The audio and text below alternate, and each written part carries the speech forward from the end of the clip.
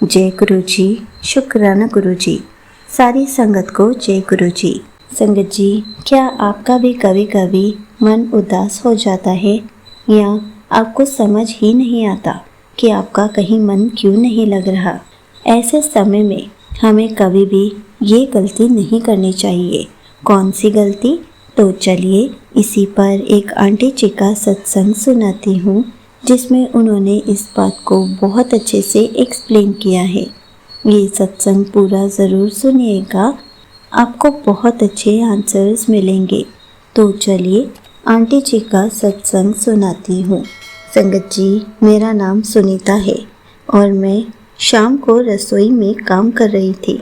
खाना बनाने का समय हो गया था, लेकिन उस दिन रोटी बनाने का काम भी मुझे एक पहाड़ जैसा लग रहा था। मैं आटा तो गूंद रही थी, लेकिन मेरा मन कहीं और ही था। हर छोटी छोटी बात पे झुंझलाहट हो रही थी।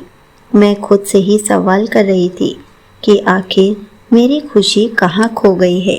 संगत जी, मैं अपनी बढ़ती हुई उदासी से परेशान होकर हार मानने लगी थी।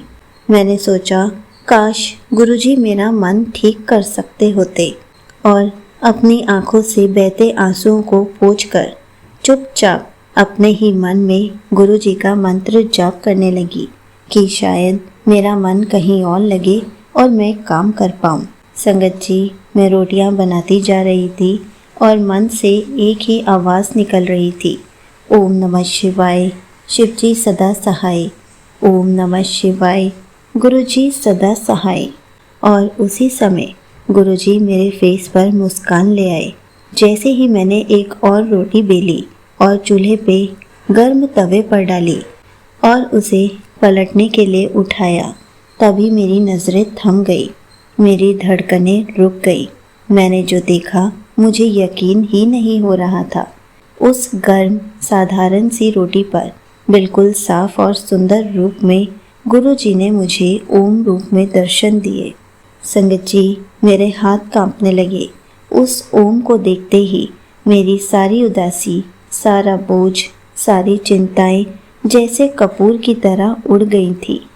एक ही पल में मेरा मन एकदम हल्का हो गया और शांत हो गया। मैं समझ गई कि गुरुजी हर पल मेरे साथ हैं, यहाँ तक कि रसोई में भी। संगत जी, मैं उस रोटी को एक टक देखती रही।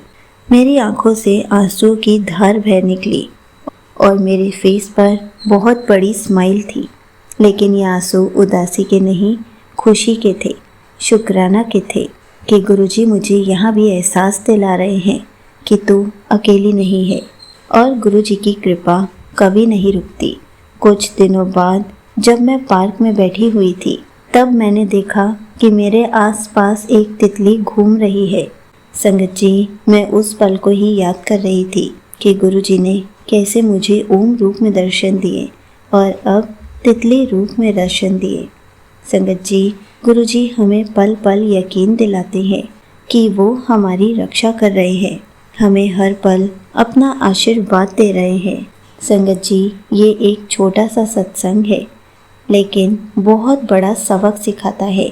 गुरुजी की कृपा पाने के लिए हमें किसी बड़े मौके या मंदिर जाने की ज़रूरत नहीं पड़ती।